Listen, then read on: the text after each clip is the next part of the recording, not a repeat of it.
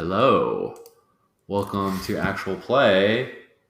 What is on going to be on Actual Play? I don't know. This is the most meta stream I've ever had. Hi, I'm Sean Nittner. I use he, him pronouns. You can find me everywhere on the internet at Sean Nittner. And I don't know what I'm playing tonight because we're going to talk about the games we're going to play. Judd and I just finished up a wonderful Traveler game. Traveler PBTA burned over custom rules we made something game. It was a blast, and we got to talking about what we would play next, and then that kind of turned into like, oh well, let's talk about it online because it's a thing we want to do. We thought it'd be fun to model it. So anyway, that's me. What's up with you, Judd? Hey, I'm Judd, he, him, and I didn't know what to put for my title today because I wasn't really GMing or MCing but yet it is a vital, I think, underrated skill of like pitching games to your friends. And hey, Luke, it's nice to see you on here. And yeah, I just think it's an important thing to be able to do, to get together with your friends and talk about what you want to play. And it's something that is usually happens behind the scenes. And people talk about game drama, but I've seen this process kill healthy groups Yeah. than anything else. And I don't think it's going to kill, even if Sean and I, taking the pressure off, even if Sean and I don't find a game tonight, and Yeah, it it's takes possible. us weeks or months to figure it out, that's totally cool. I don't think it's going to like kill our ability to game together every other Friday, but I've definitely seen this process just like murder my desire to game with certain people, and or other people's desire to game with me. And do you think when yeah, that happens, it's because you realize through the process of talking about games that what you want is very different than what they want? Like you totally. realize, yeah. So in a way, that's a good thing, right? Like if you and I were just like, I want to play a game that's Right. all hyper violent, Right. power fantasy, power leveling up, colonialist tropes, Oh no. and with no scrutiny and no role playing. Right. Like, I think Right. if I said that, you might be like, cool. I mean, I bet there's some other groups you could play with, Sean. Yeah. No. I definitely, yes. They're definitely be like, okay, let's figure that out, and we're not because we're not going to. Yeah. Yeah. It's a weird thing, and we're still learning. I think the vocabulary for it. Uh, I mean, my favorite story about this is a dear friend of mine who lives half a quarter mile in that direction that I'm pointing in. We were roommates, and we both knew the other gamed, and we were worried about inviting each other to the game because it might mess up our roommate situation. Like we literally, what ended up happening is I posted a thread on RPG.net, and a guy he gamed with, who's now a friend of mine, said, "Did you see that thread?" And he was like, "Yeah, dude, that's my roommate." And he's like, "Why isn't he here gaming with us?" And my friend Jim said, "We've both been really weird about it, and I'll invite him if you want me to." And so we ended up playing, and it's been great. But yeah, it's hard, and we're yeah, it's an interesting process. I mean, my favorite thing is when people, I don't know, are like, "Hey, I love to game." It's like, "Hey, tell me about like your favorite thing that happened last game." Yeah. And that will usually do it. Be like, "Oh, okay, I get it. I see what what you like about this process." And yeah, I don't Yeah. know. Uh, Yeah, I don't know. I haven't had I don't have as good a story, but I definitely had times where I was not sure if I was like going to be a good enough gamer to game up with a person. yeah, yeah, yeah. Like I just didn't know. Like hearing the way their game sounded.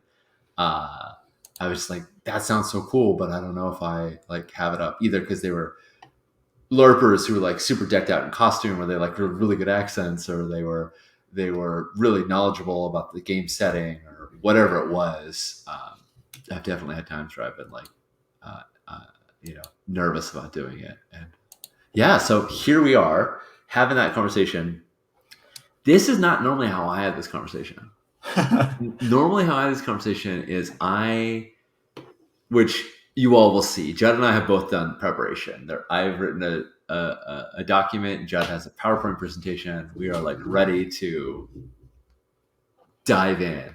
But normally, the way I do it is like I pitch anywhere from like 1 to 3 ideas to a couple people, and then see what sticks, and then add other people once we've picked a thing. Like I think with the Stars Dot Number game, I was like, "Hey Jay, I'm like interested in like these 3 different games, and I'd love to play with you."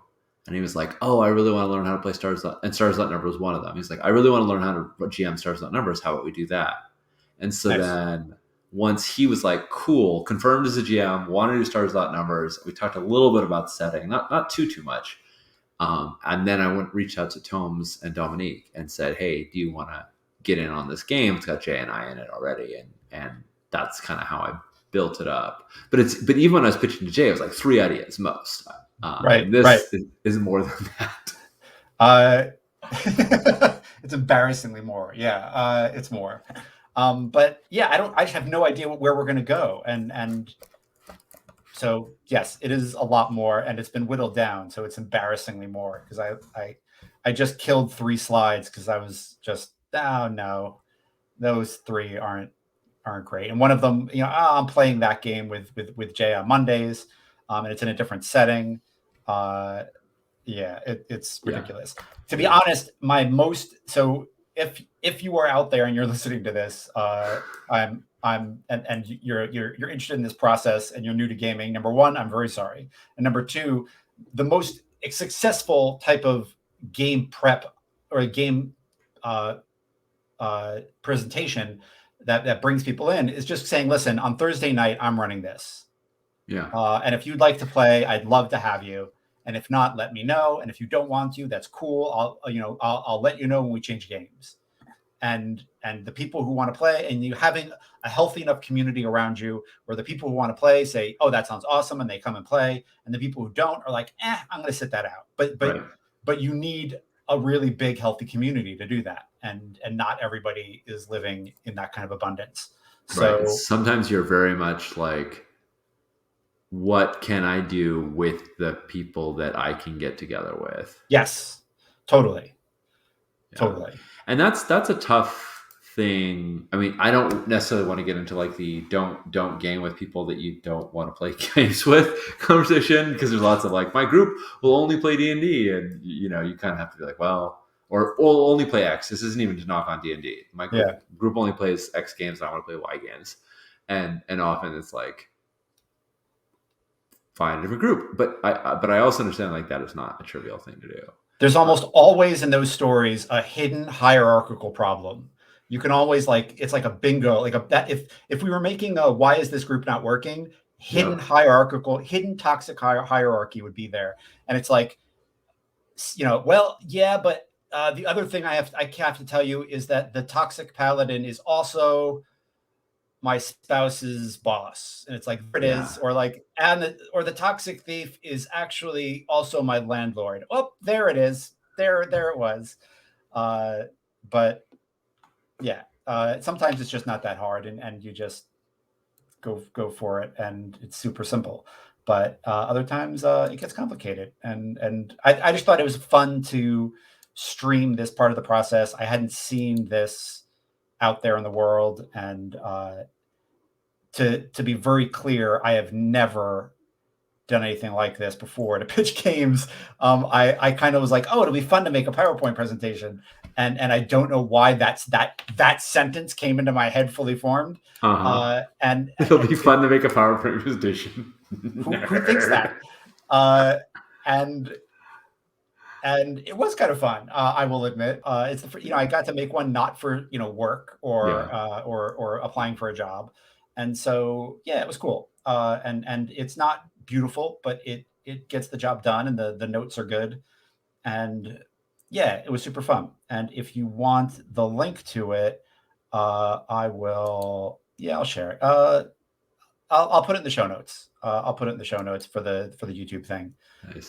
But for now, I'll let you experience it as we experience it. Uh, Senator Lynn said, my weekly group's choosing tends to be who's got a shiny thing they pitched during the course of this game that we're finishing, and it's still interesting to and it's still interested in running it, even though the initial excitement may be a year old at that point. Yes, I feel that. Like I'm super excited. Oh, there we go. I'm super excited about this game, and then a year later, you finally hear about it, and Yeah. yeah. Yeah. Yeah, no, absolutely. And the other, I think, weird thing about pitching games now is there are so many games where I remember hearing about something that you were playing, Sean, and I just said, what is that? I don't even know what that I think it is. was Like, Apocalypse Keys, right? Like right when I yeah, very first yeah, started it, because yeah. I played 2 seasons, two 5-session campaigns with Jamie, and I think it was early on in the first set one where I was like, yeah, I'm playing Apocalypse Keys with Jamie, and you're just like, what is it? And Right, right. No, it was great, yeah, and I didn't know who Johnny was, and I did like I just yeah, it's cool. yeah, I meet a lot of cool folks through the other people who you all game with, which is awesome. yeah. Uh, It is nice to like be like, oh, I know a person who knows that. Like, this seems like a cool person, and they're playing a game with my friend. I bet I could. I bet yeah, I could get an introduction. yeah, it's awesome. Here's a quote that will probably speak to Sean more than me. Yeah. I feel like your product manager, project manager. Yeah, You know, PowerPoint might be better than making spreadsheets for a game, which I have done for fun. LOL. Yes, I have.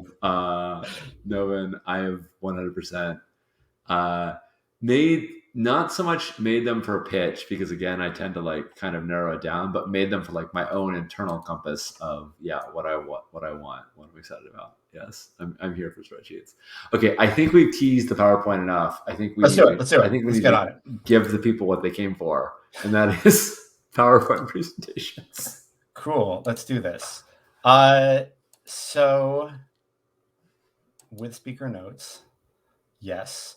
Awesome. So I think here are some things I want to just get on here. We can, as with a game that is not going well, we can stop this train at any time.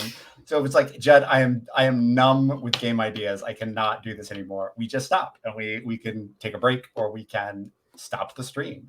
If an idea is interesting, we can talk about it or lean into it and start brainstorming. And however far we get into that, we can still look at the other ideas. We can go back and jump into the slideshow after creating something. We don't have to finish.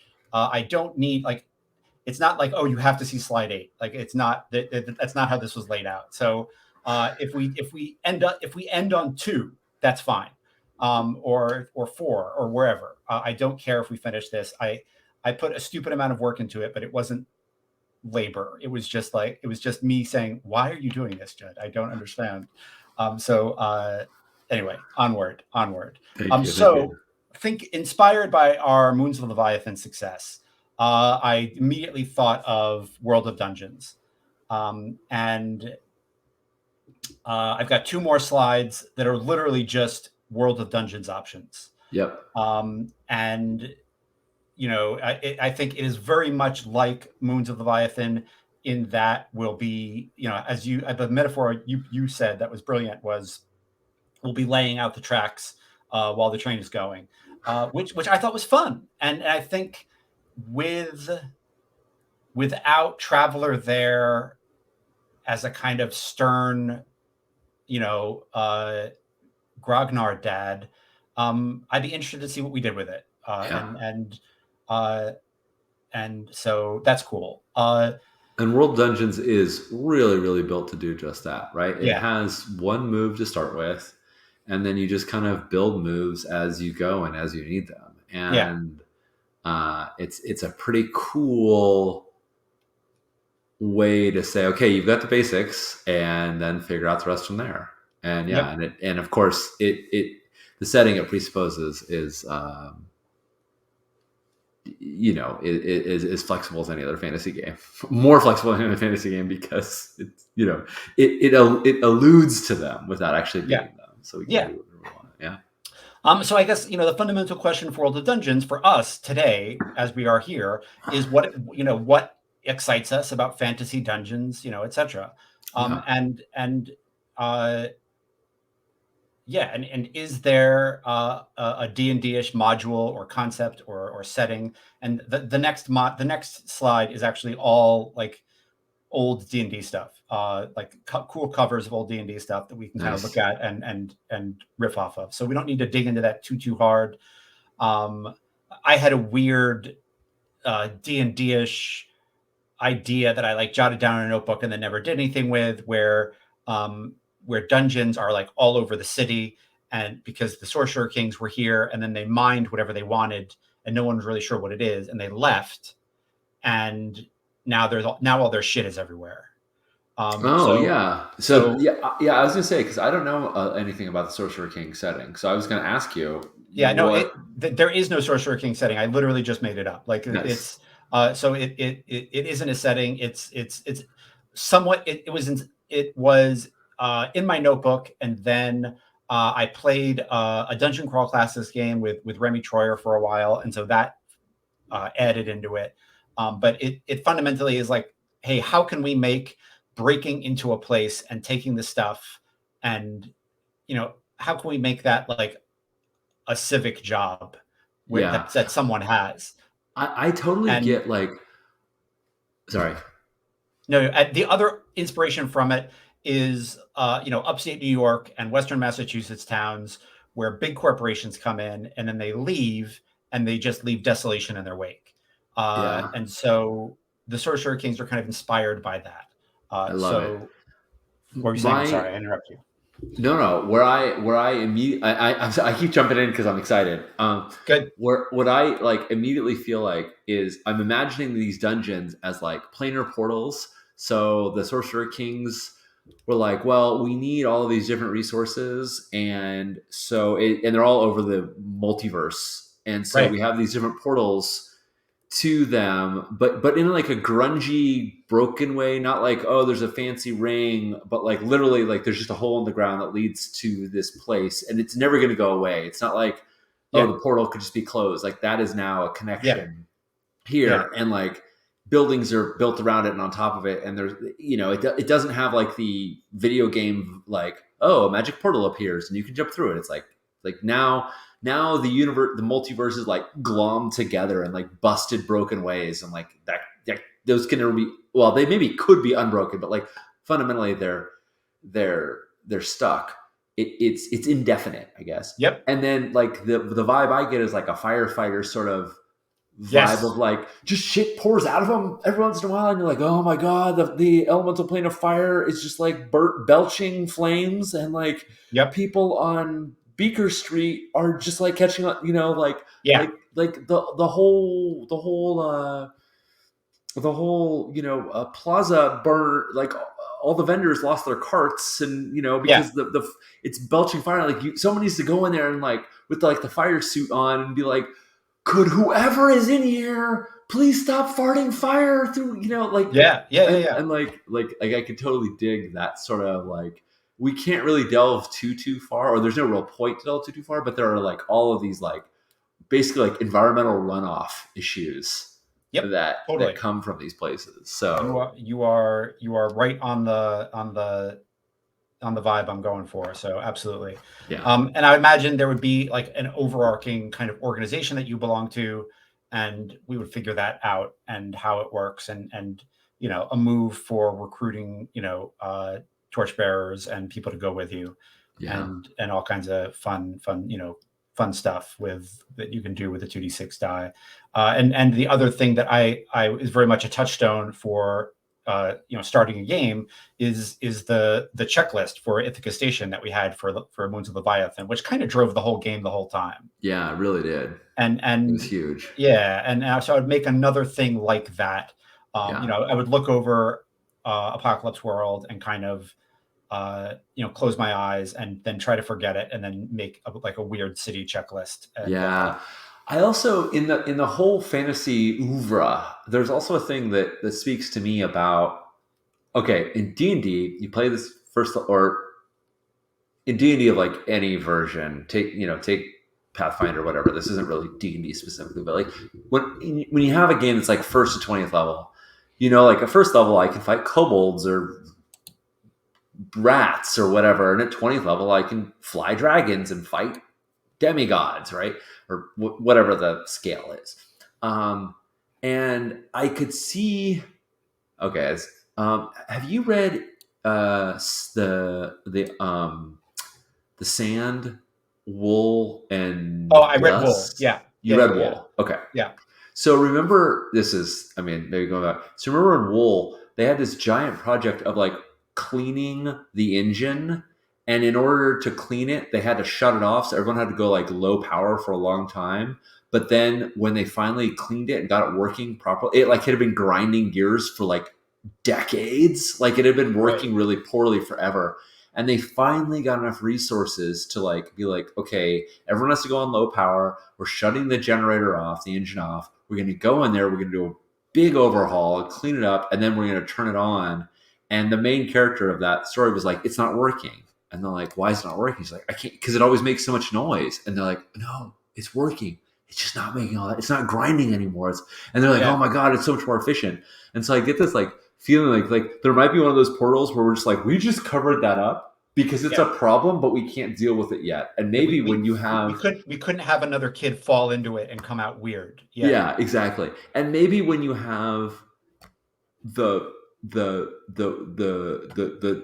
aegis that will protect you from possession, or the suit that will stop the corrosive ooze from mutating you, or Right. whatever whenever you have the thing that allows you to go in there, then you can deal with that problem. But in the meantime, we just have it boarded up and like ooze comes out, or Yeah. weird, or spirits come out, or whatever issue. Yeah. So that's another like D&D-esque kind of thing. Be like, well, that's kind of a fifth level problem, and I'm still first, so Right. Right. Right. Yeah. can't touch that yet. And the thing I would make for myself is probably like a series of tables where I could generate, a weird sorcerer king leaving in a second. And I would like, generate six, and I'd be like, these are the tickets you have today. How are you dealing with it? Yeah. And Who do you think would live in a city like this, right? Like, who do you think are the kind of people that are they like the previous, like, are they like, is it like a sort of like an old industry town where like Sorcerer King came here, or kings came here, and they brought like a huge entourage of people to like do all their mundane shit. And yeah, then when Sorcerer Kings just like bounced, they just, all the people were left behind were like, where do we go now? Do you yep, think that's it? yep. No, I think the industry and the buildings and all of it was built around these weird alien creatures, and who we will call sorcerer kings for lack of a better vocabulary, Mm-hmm. and uh, and the people who were here were people who served them, and people who worked for them, or people who made something they needed, or yeah. I think the industry definitely sprung up around them, Right. just like it does in a town in Western Mass where GE comes in, destroys the environment and then leaves after 40 years, Yeah. and suddenly you've got this situation where you've got a the parents' generation could get a job and get retirement and be fine, and now the kids have nothing. Right. There's just And, no options and here. the people who have skills, they're like, I craft mystic orbs. What do they Right. do? I don't know. I just craft orbs. The Sorcerer Kings used to buy them by the dozens. Nobody Yeah. can use them. Nobody else knows Right. how to use them. So, like, Right. great, I got a bunch of orbs. What am I going to do with an damn orb? Like, I'm going to Yeah. turn it into like Christmas tree lights, because I literally can't think of anything else, because Yep. I don't know the magic behind this. So yeah, a lot of folks with like, and I mean, I think unfortunately, um, the people with the most skills, with the most sort of opportunity, often end up going. So Sorcerer Kings, like number twos, number threes, probably bounced with them, right? All the like top infrastructure, all the things that like made the Sorcerer King city work Yeah. are gone. I would imagine, right? Because they're gonna be like, Or oh, or I'm gonna they're hitch a ride with. or they're still, or some of them hitched, and then there are others who stayed and are trying to protect the power that they had, Mm, as try that to as grab that that yeah power vacuum. Yeah. as that government fades, and the people in the city suddenly decide, realize, oh, we need to, figure out how to do something representational, Oh yeah. because you don't have to be an alien wizard to vote now. But But anyway, I yeah, bet the Sorcerer's Apprentice is 100% trying to claim right, the throne, right? right. The one that didn't bounce is Yep, totally like trying to yep. hold on to. Yeah, and I don't think there was like one sorcerer king. I think there were No, I like, think there were like a yeah, bunch. Yeah, yeah. I think they were just like, yes, yeah, an imperfect metaphor for CEOs, right, and their alienness, and I don't know how much milk costs, those guys. right. Couldn't be more than $1,000, right? $1,000 a carton sounds reasonable. I don't know. Luke is I'll volunteering as a sorcerer king. We might need you, Luke, in chat to just like give us, the last six weird things that last weird things that sorcerer kings did or fought about, because I'm sure they Right. fought with each other too. Oh, totally. Um, Totally. there's a point Luke made earlier on that I wanted to just kind of grab because I think it's really Let's do it. true. I think it's easier to pitch games if you're playing together in a space of a podcast stream that already has an identity. Like Feelings Mm, First, we have an agreement on the vibe and the intent, so that's an initial filter to narrow down the endless sea of games. totally. And I would say one hundo. Having a basic like starting framework is constraints breed creativity, right? We come up with ideas when we're told, okay, you can only do these, and that's why Game Chef sort of things, include these three elements, like get people making games in 2 days rather than 20 years, because they give you something like start connecting the dots. So Yeah. absolutely. Actual play having an identity definitely narrowed things down in a good way. Yeah, exactly. Because I don't think even though we're open to talking about, we don't have any specific like, we don't have any like real clear cut. This is what we plan actual play, but like we know what we plan actual play. Like we know, we know we're not going for the high marketability crowd.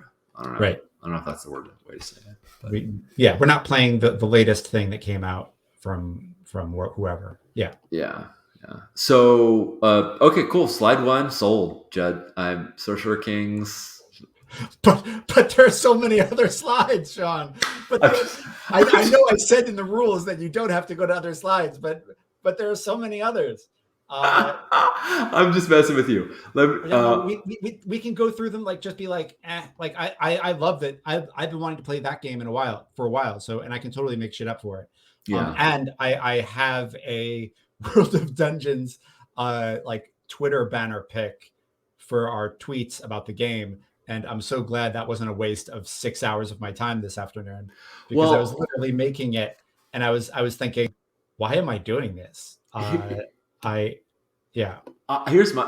also sort of what I envision is that I think there could be a real fun. The way we handle the different kinds of challenges that a character in this world of Sorcerer Kings would face could be done a couple different ways. So we could just be like totally free play. You do whatever you do.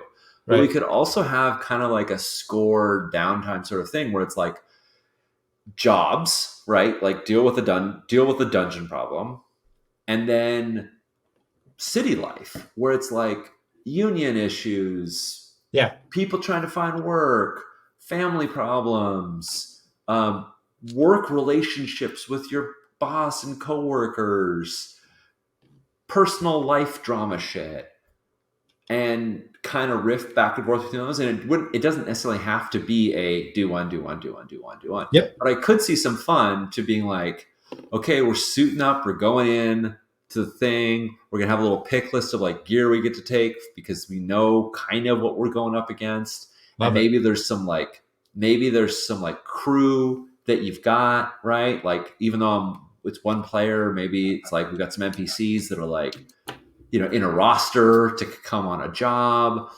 and there's kind of like I don't want to. Maybe tactical is the right word, but there's sort of a tactical approach to it, even if the game is totally narrative. Like there's this like, we're dealing with a civic issue, we got a plumbing issue, we got a fire issue, we got a plasma issue, and we're gonna go tackle that, and then and then there's real life, which is just all the other things. That sounds fun. That sounds a lot of fun. I'm down with it. I'm down to say like tentatively that's good. That's where we're at. Yeah. Do we want to just zoom through just to like see them? Well, I mean, we got time. Let's look at the Cool. others. Who knows? Cool. Maybe we'll get even more excited about something else. But Love like, it. Love it. clearly, Love it. you front loaded this with a good one. Yeah. I did not think I was like, oh, in the wake of the Sorcerer Kings. No one likes that. No, every time I pitch that to someone, they're all like, yawn next. So totally cool. All right, here we go. The next one is me just throwing a bunch of old D&D stuff from the second edition and earlier settings onto a chair in the sunlight in the new house because I got a good bit of sun. And this is just my way of saying like, hey, is there a setting that is from your past that you have a lot of nostalgia about that you just never got to play? And if there is, let's fucking play it. And that comes from me sitting down with a couple of friends who I'd known for years at this point, and then we all realized that like we grew up reading the gray box Forgotten Realms, and like two of the three of us had the Forgotten Realms maps like on our wall when we were Yeah. kids, and we had really never gotten to play the game we wanted to play. And Yeah. so I was like, let's do it. Let's play that game. We're not going to take anything else. We're going right out of the gray box, and that's it. And Yeah. if you have a nostalgia for anything like that, then we can indulge it. And if not, also totally cool. All right. I have to admit a thing that like Awesome. I don't think I've ever admitted in public before. So I think you were the one who was telling me this. Maybe not. The number one D&D setting in existence is Forgotten Realms. The number one most played, rather. Yeah. D&D setting is Forgotten Realms. The number two most played D&D setting in existence is your own homebrew. That is the thing most people play. And that was us. Like me as a kid, I played D&D starting at age 12, and I had 3 GMs. We were all buds. 4 GMs: Clayton, Alex, Charles, and Zach. And then within a couple of years, I started doing it too. And so the 5 of us would just do our stuff. I ran a couple of modules. I did Temple of Elemental Evil. I did Attack of the Giants. I did a few modules. We played a little bit with Dragonlance. We did like the Dragonlance adventures. Okay. And like 1 or 2. I remember thinking Kryn was super cool just because you could play dragon people, like because dragons, right? Get to ride on a dragon. Like what? Yeah. What the F? Like, yeah. I'm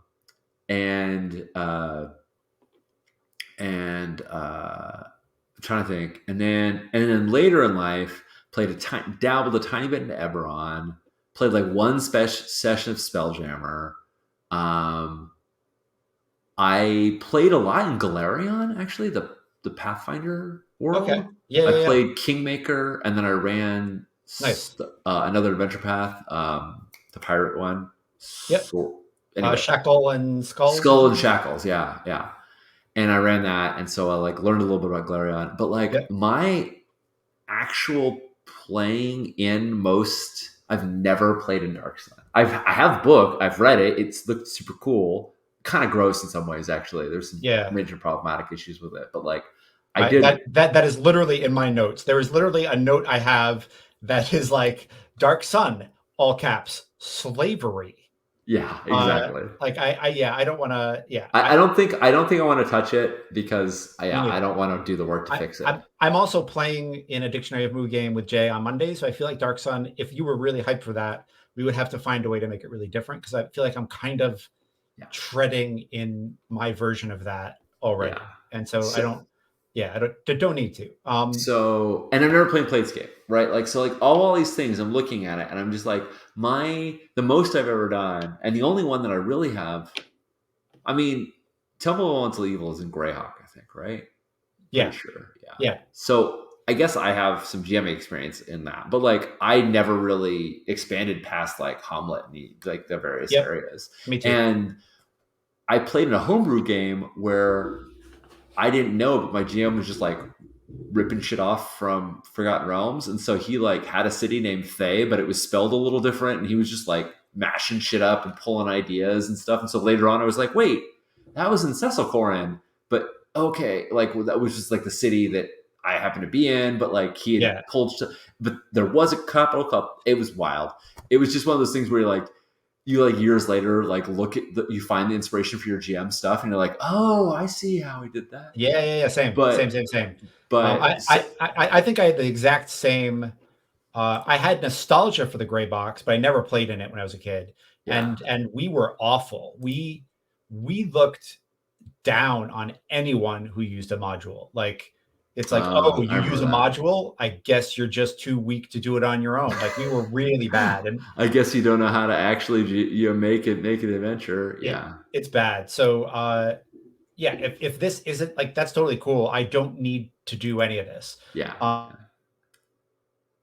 yeah. I just Oh wanted to no, throw it out there in case there was that like, oh, I've got a desire and yeah, it's yeah. it's I would uh, say I have a small hankering for Forgotten Realms, only because it's a place that I feel like I've touched and visited and never really explored, and right, the setting has lots of cool history.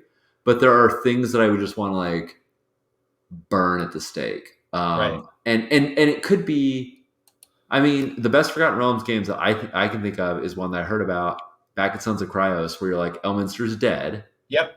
and let's move on. And that's in fact was the genesis for me of one of the best single sessions I've ever run, which was a Smallville hack to Duneville, I Oh called it, wow. where I said Jamis killed Paul in their duel to become the Fremen, and Holy the shit. characters are Jamis, Jessica, Duncan, and Stilgar, all Dude. trying to like figure out what to do now. And like Yeah. Jamis has like claimed some of Paul's power, and so like he has this kind of like power, but he doesn't know how to. He doesn't have any of Paul's training. Doesn't know what to Oh my do with it. goodness. And Stilgar is like trying to keep things from going to crap. And Jamis is just like super power hungry, like I claim Jessica, uh, and like to be like my wife or mom or I don't know, just it was Wife, just mom. a Yeah, I don't know. it Yeah. was just a wild. It was the only game I ever played where you just sat down and 4 hours went by like that, and we blinked and we're like, oh crap! It was a game. It was a con game, so we didn't have we had to end it then. It was like, oh, it's 4 hours, game's over. Yeah. Um, Yeah. so yes, so all that I don't even know. Yes, so the best Forgotten Realms game I've heard of inspired an amazing game of Smallville. I am Um, I am so flattered to hear you say that. But one of my highlights of the Sons of Kryos years, other than just like getting to work with Jeff and Storn and rock out in public with my friends, was interviewing Ed Greenwood and be like, "Hey, Ed, I've got to admit a sin," or Mr. Greenwood, or whatever I said. I've got to admit, I need to confess. And he was like, "Oh, he totally bought into it. He's like, my son, confess." And I was like, Jeff was playing in the Forgotten Realms, and I told him in order to let the players know that it was his realms and not any other, that he should start the game with them finding Elminster crucified. And he was like, "That's awesome." And I was like, "Oh, awesome! That's the best. This yeah, is the best. I mean, This hobby is awesome." So nobody yeah, wants nobody. I think there's nothing that's more cool for a game designer than when you get in and start making the world your own, right? You yeah, start banging around on it, and you're like, yeah, "We did this." I mean, John talks about people telling him stories about stuff they've done in Blades games, of and course, when they leave the spirit of the game, when they leave the genre of the game, like we recreated the sun, or like we're playing like a hygiene key kind of game. I mean, I think I don't know. I don't want to speak for him, but I feel like that doesn't necessarily evoke real excitement. But when they're like, we got these two gangs to go at war, and then we took over, and the Crow's Tower fell, and da, da, da. Like when you talk yeah, about like changing somebody's world, but like staying in the spirit of it, and yeah, like really digging in. I mean, I just think that as like my instinct would be like, we now need to have a parallel reality where that's the truth, right? Like we need to make that like C yep, canon or whatever the sub canon, like yeah, yeah, yeah, yeah, absolutely. I think that's the beauty of these games, and I hear you. But I think we had very similar, play in our homebrew world childhoods. So I absolutely hear you. I played a bit of Spelljammer.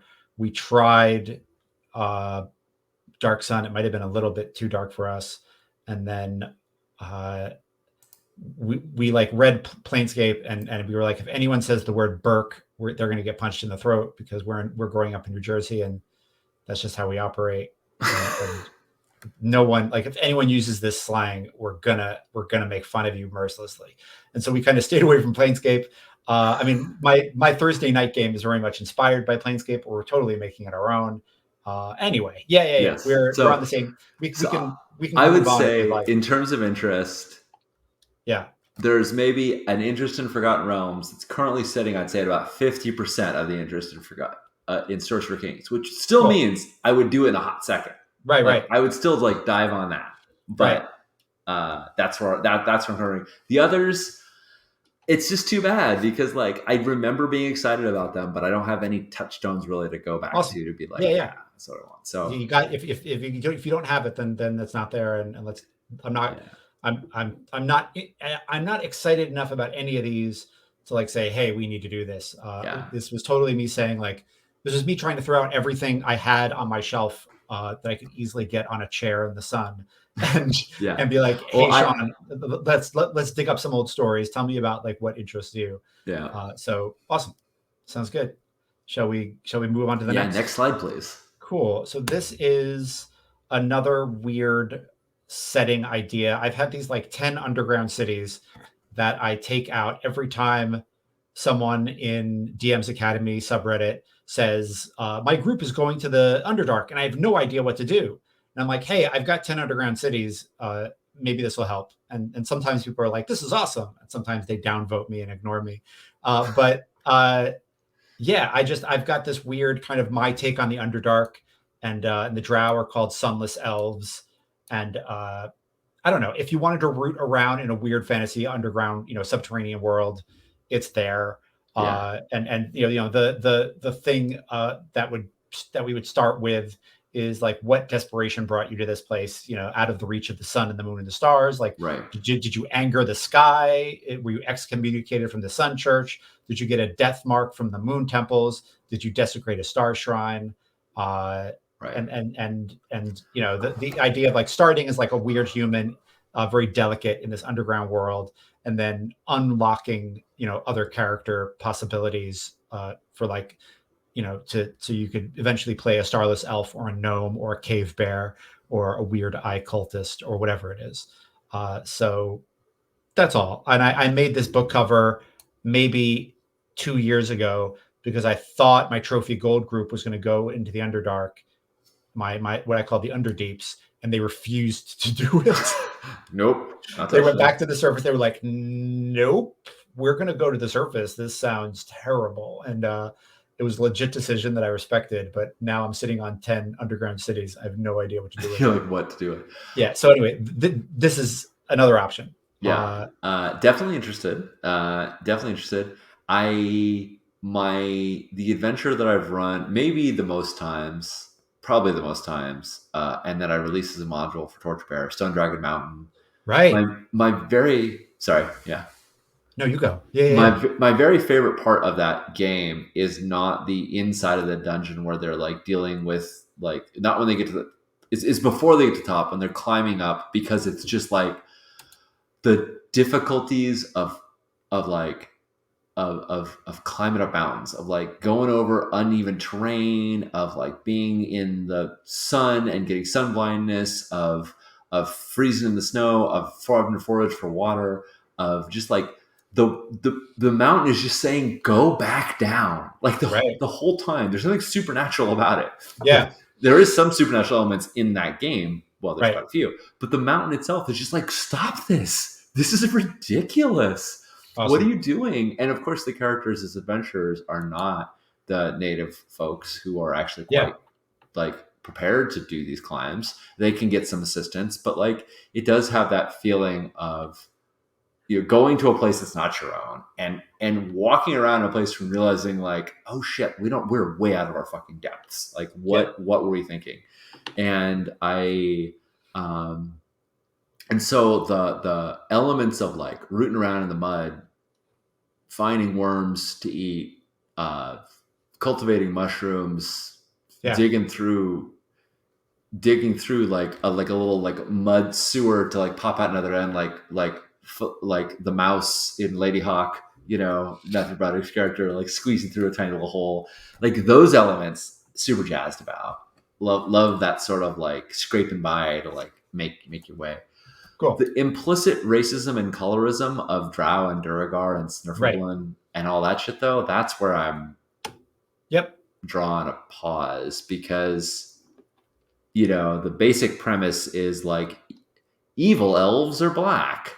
Right. And that's like, I can't not see that, right? Like 12-year-old me didn't see that, but Right. 45-year-old me can't not see that. And I Yeah. Yeah. can't Yeah. really. I get it. So what do you think? What are your feel? Like one thing is just to be like, uh, one, people who lived underground with no sun wouldn't be dark skinned; they would be white. They would Right. Like, like and you'd the way probably be I pale to begin with. right the way I described the Starless Elves when I have described them is that they run from like pale to like dark purple, and it's kind of like the color of a bruise, Yeah, and that's not perfect. That's not a perfect solution to that problem. It is no, not. And but the other, I have black friends who are like, I like that they're black, and now you're taking their blackness away. You know what I mean? yeah, Like yeah, there, exactly, right, there's right. no perfect way to do this, uh, and yeah, I agree. I think moving on and saying, not right now, is I feel like as two white guys, we may not be the right ones to play that. And I don't yep, think yep, you yep. as a white dude aren't necessarily the one to GM that sometime. I But I agree. think if you had, in particular, some black players that were just like, we're super down with this, is what we want to do. Because Right, I know you've run demi-humans for right. Misha, Quinn, um, uh, um, who else is in that game? A couple other Uh, folks. Jay. Jay and Rob, and like you were bouncing on, you were like presenting some material and like filling in the details based off of what they were providing you, and so you were Right. riffing off of a lot of what they were doing. Yeah. I think Luke said the in public factor is also relevant. That's true. I tried it. And Yeah, yeah, that is true. So I, and when we did that with demi-humans, I was ready for someone to say Judd being the MC is a problem. And mhm. my response would have been, I think you're right. Uh, I think you're right.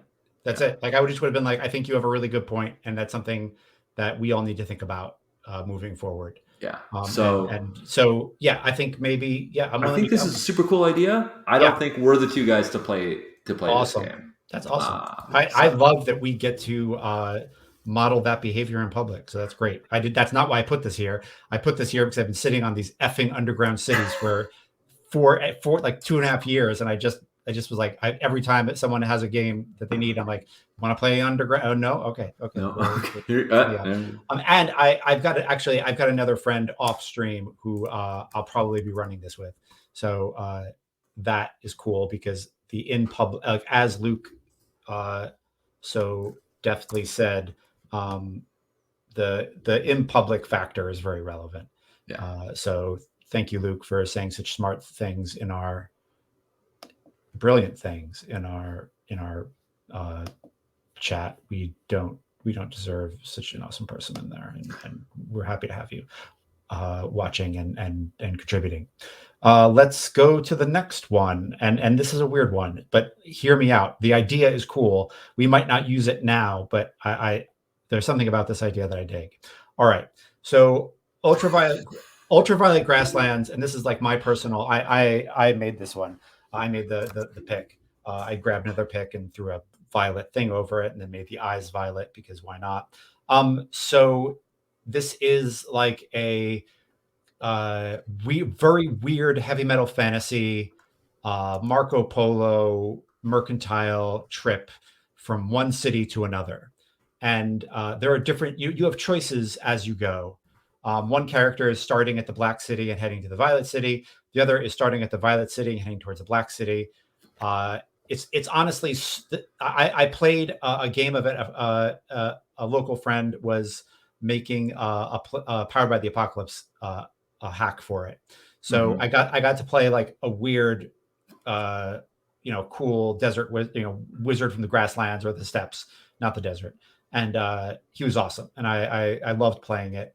Um, the idea I have is that we take turns GMing. So one person is starting at one city and one person is starting at another, and then we like the characters cross paths, and then for a while I'm playing in an area that your character's already been in, and so we like get crossover and weird kind of cool repetition. Yeah, We even if get we to don't. see each other's takes Yeah. on the material we've seen, as well Yes. as how not only what it looks like from another GM MC's perspective, but also what it looks like as things have changed and Yes, times and passed. what effect your character had on that area as my character goes through it. Yeah, But who knows if we would even cross? Maybe one of us is like, you know what? I think my character stays here and settles down. yeah. And so like the other character just continues. I don't know. I have no idea. And so the I've got I own the hardcover, and it's so weird that sometimes I don't know how to interact with it, which is kind of cool, because then you have to just be like, oh, I guess I'll just make up what I want. But I don't know. It's a published setting, and we might do better in general making up our own shit. I think there is enough white space on the map that uh, that we'll still enjoy it, and enough stuff for us to make up. I think it's a very OSR, do yourself type of vibe. Um, Sometimes it almost veers into silliness, which is a pet peeve of mine. I love laughing in game, but I'm not too fond of silliness for silliness' sake, or puns or whatever. And sometimes it edges towards that. But I think it's a really cool setting. And anyway, that's it. That's my idea. Where are you at? I'm not familiar with the setting, so I'm trying to very quickly doing some Googling, which is hard to do while you're also talking, Yeah. to learn about it. So I found the Exalted Funeral site, which it looks like is where they sell it. And Right. I'm just kind of, real quickly just trying to skim it. But give me a sense of Yeah, that's part of the problem. Is like I think it's literally kind of surreal, strange. Like I can't just say, like a lot of the people who are the peoples and the cultures, because it's ultraviolet, right? So I think there's very much a rainbow uh, metaphor going on here. So there's a lot of like the lime lands and the blue folk, and like lots of things like that. But when you say, Judd, tell me something to get me into the setting, I'm not even sure of a touchstone other than maybe Heavy Metal Magazine. right, If while you're on drugs, like I'm not sure. The art is really beautiful. I think some parts of it are really cool. Much of the writing is cool, right. but it's kind of a strange Magitech vibe, and uh, I don't know.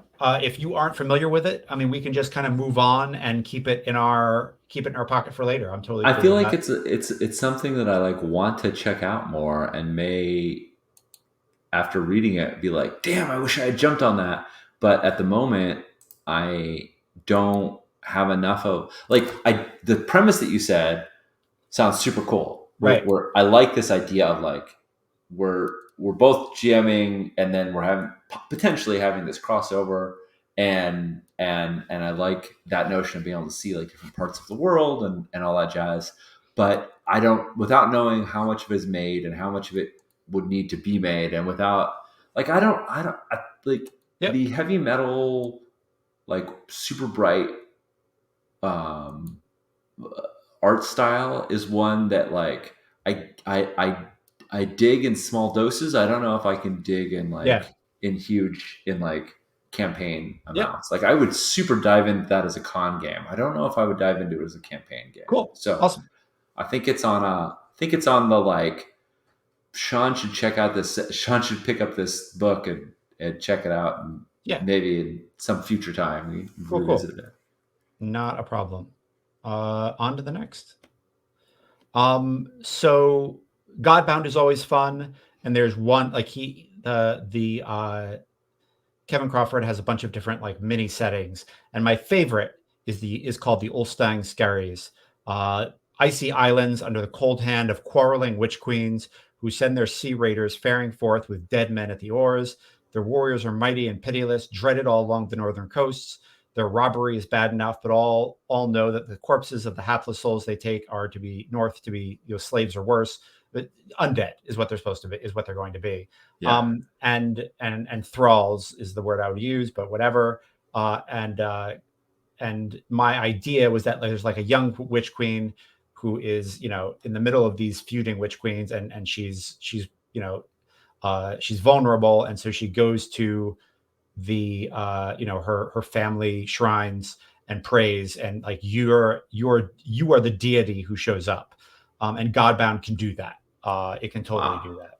that. And the vibes we're playing with are very like Norse undead goth, like that's the palette. Yeah. And that is it. That's really the pitch. Is like you're a young god, uh, trying to come to the aid of a witch queen.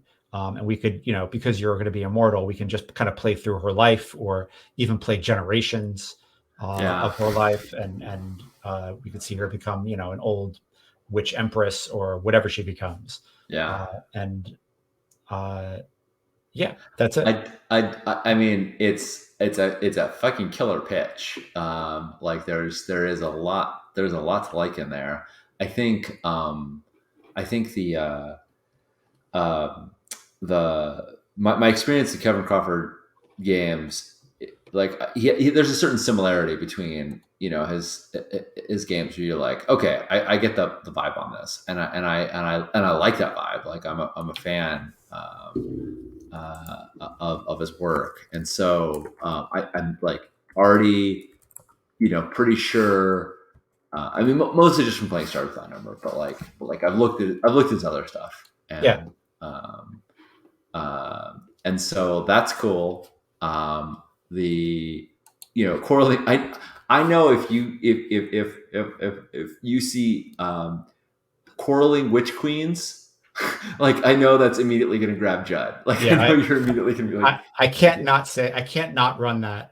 yes, Yeah. please. Could I have So Judd? and the other thing so Luke has shown interest in this game in the comments, and which is awesome. I'm very flattered, Luke. And the other thing about this game that I'm as I'm looking at it, talking about it with you, is it might be better as a group game than a solo game, because then you would have a pantheon that the Witch Queen is calling on, and Mm-hmm. so it's like these quarreling witch queens call upon this, you know, this pantheonic family who come to their aid, and then she gets embroiled in all of these family machinations Right. that mirror the witch queen machinations, and there's kind of an interesting double thing going on. Mm-hmm. But And I think it would be fun to see. I think it'd be fun to see. It'd be fun to have another player to bicker with. Not right, that I don't enjoy bickering with you, but that I think that there's I could see. I could see the scenario where you're like, okay, she wants us to do this, but the other witch queen wants us to do this other thing, and I'm gonna hear no end of hell about this thing if I yeah, if we give her what she wants. So like how can we thread this needle yeah, yeah. as these I'm trying to build a cathedral on her island, and if I right, know if and I the don't do stones that this, she wants are yeah, taken from this other queen, and I know she doesn't use those stones, but she claims them as hers, and they're holy stones because unfortunately 1,000 years ago one of us blessed them, and yeah. we can't unmake them holy. Yeah. That's awesome. I think we can we can pocket this as a hey, maybe this is a group show, and Yeah, we'll yeah. I gather some think we people for might it know later. another player for it. Yeah. I'm just Sounds good. And somebody. then if you were like, I like Godbound, but I don't like this idea, which just shows you what I know about anything, because you were all cool with the idea. I just put like the other nations in Godbound in case it was like, oh well, then let's look at the other nations and come up with an idea for that. But I think we don't have to do that. I think we realize that I think we've got a future for Godbound. I think we got a We future for just Godbound. So yeah, yeah. good. It's good. All right. So the next one might be my strongest pitch. Oh really? Yeah. I think. Do you want to dive into it, or do you want Well, to? We're at an hour. Do you want to take a break oh, before I can doing? totally take a break. Let's take a break, and then we come back. I think I'm going to give what I think is my strongest pitch of the whole thing. That I'm not saying I like this idea better uh, than Sorcerer Kings, because I think this next pitch comes with certain pressures that we just might not want to put on stream. So Yeah, fair. But let's I think I think we're gonna leave. This is how we're gonna. This is kind of tease you, audience. We're gonna leave you with a a little bit of mystery, and we'll be back in a few minutes. I don't have like a video for this, so I'm just gonna put like a 5 minute like yeah. starting soon wait screen up. Yep, and just to whet the appetite, whatever. The next pitch has to do with the city that a friend of mine made up. It's called Duskfall. I think you've heard of it. Ooh. Cool. See you all soon.